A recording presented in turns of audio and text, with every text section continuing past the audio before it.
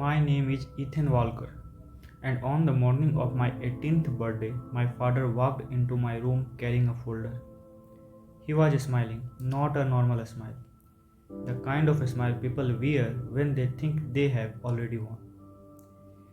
He tossed the folder onto my desk and said, "Big day today, son. Tonight we'll celebrate, and tomorrow we take care of some paperwork." I looked at the folder. Then I looked at him. "What paperwork?" "Nothing complicated, just family business." Family business. At the time, I already knew exactly what he meant. What he didn't know was that 3 days earlier, I had discovered a secret my grandfather had spent years protecting. A secret that was about to destroy a deal worth almost $1 million. But to understand why we need to go back. My grandfather, Samuel Walker, owned a piece of land just outside our town. 68 acres. There was an old farmhouse, a red barn, a pond filled with bass, and fields that seemed to stretch forever. To most people, it looked ordinary. To me, it felt like another world. Every summer from the time I was 10, I spent weekends there.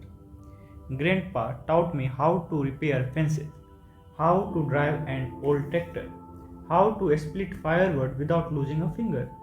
He wasn't the kind of man who gave long speeches. Most of his lessons were hidden inside simple conversations. One afternoon, when I was 13, we were fixing a broken gate near the backfield. The sun was setting. The air smelled like fresh cut grass. Out of nowhere, Grandpa said, "Ethan, pay attention to what people do when they think nobody's watching." I laughed. "Why?" "Because that's usually who they really are." Then he went back to hammering nails. At 13, I thought he was talking about neighbors. I didn't realize he was talking about family. My father saw the land differently. Whenever Grandpa's property come up during family dinners, Dad always talked about money, how much the land was worth, how much tax cost, how much developers were paying for nearby properties. One evening, Grandpa was still alive when Dad said, "You know, if you ever sold that place, you'd never have to worry about money again." Grandpa didn't even look up from his coffee. "I'm not worried about money now," Dad laughed. But Grandpa didn't. The conversation ended there. Looking back, I think that was the moment Grandpa realized something he never said out loud. 2 years later, Grandpa died. The funeral was packed. Farmers, neighbors, old friends, people I have never met. Everyone had a story about him. How he helped them, loaned equipment, fixed roofs after storms. Nobody talked about his money.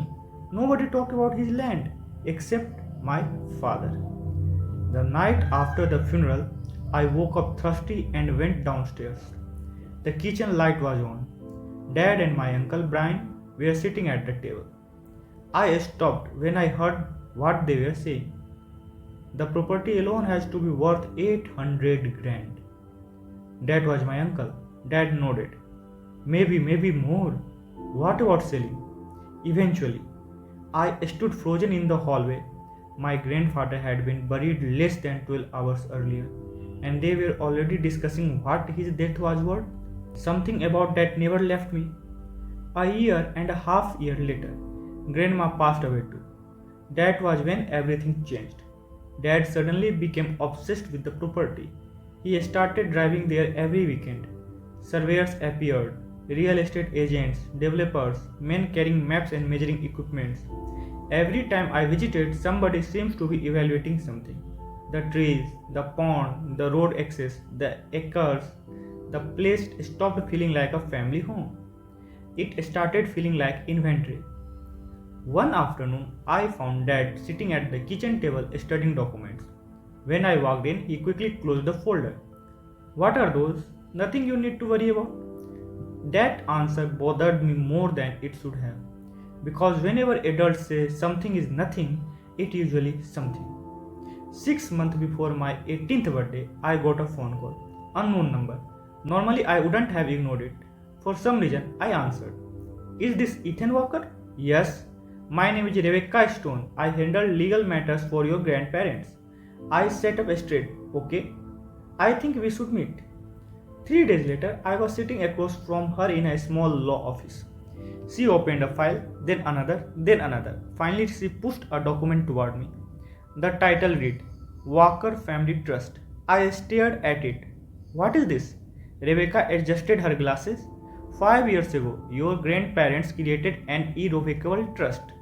I nodded slowly, not understanding. Then she said something that changed everything. The property was transferred into the trust while they were still alive. What does that mean? It means your father doesn't own it. My heart started pounding. Who does? She looked directly at me. You do? For several seconds, I couldn't speak. The farmhouse, the land, the saving, everything. My grandparents had quietly moved it into a trust years before they died, legally protected, untouchable, and I was the beneficiary. Rebecca handed me a handwritten letter. My grandfather's handwriting covered both sides. Most of it was personal. Stories, advices, memories. Then I reached the final paragraph. If you are reading this, I wasn't wrong. Your father is a good man in many ways, but money changes him. If he sees this land as a paycheck instead of a home, don't let him have it. I read that sentence 4 times, maybe 5, because suddenly every strange conversation from the last few years made sense. Grandpa knew. After that meeting, I started paying attention, really paying attention. The next Sunday, my father and uncle were talking in the garage. The door was partially open. I wasn't trying to listen, but then I heard my uncle say, the developer is ready. I stopped walking. Dad asked, how much? 900,000. My stomach is tightened. They were already negotiating. Oh, property they didn't own. Over the next few weeks, the pressure started. Subtle at first, then obvious. Dad keeps talking about family responsibility, about helping each other, about sacrifices. One night during dinner, he finally got to the point. When you are 18, we'll need your signature on a few things. I kept reading. What things? The land sale. There it was. Finally, I looked up. What if I don't want to sell? Dad laughed. Actually laughed. Like the idea was ridiculous. Why wouldn't you? It belonged to Grandpa. He sighed. Ethan, this is real life. That sentence stayed with me. Because to him, real life meant money. To Grandpa, real life meant keeping promises. A week before my birthday, Dad made his biggest mistake. He showed me an offer sheet. $920,000. He pointed at the number proudly. See this? I nodded. That's generational money. Then he leaned closer and you'll get 50,000. 50,000? He was offering me a tiny piece of something he believed was his. I smiled, pretended to think about it, then said, I'll consider it. Inside, I already knew the answer. 3 days before my birthday, Rebecca called. They're moving faster than expected. What do I do? Nothing. What? Wait. That's all she said. Wait. The night I turned 18, I sat alone in my bedroom. At 5:58 p.m., Rebecca joined a video call.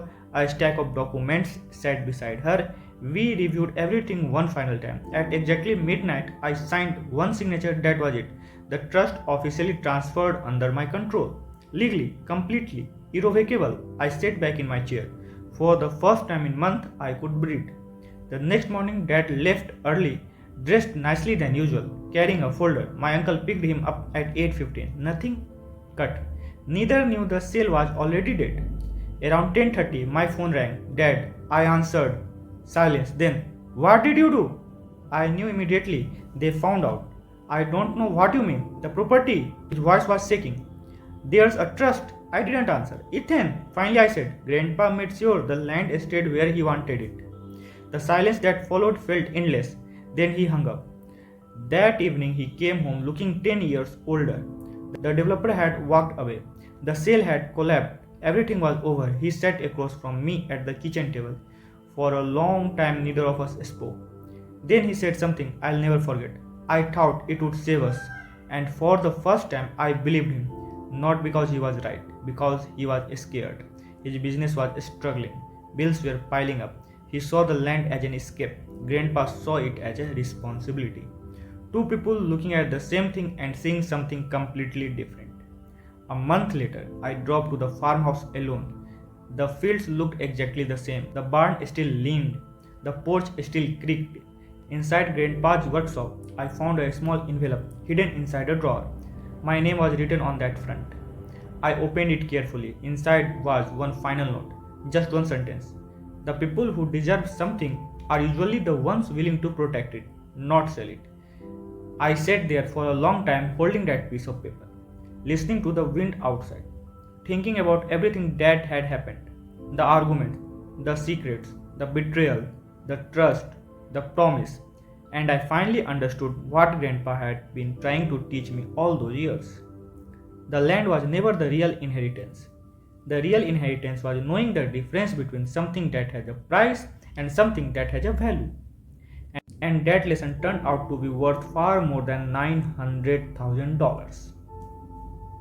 Hey guys, that's for all. If you like this video, subscribe, like and comment down what you think about the Ethan, his grandfather and his father, and comment down next idea.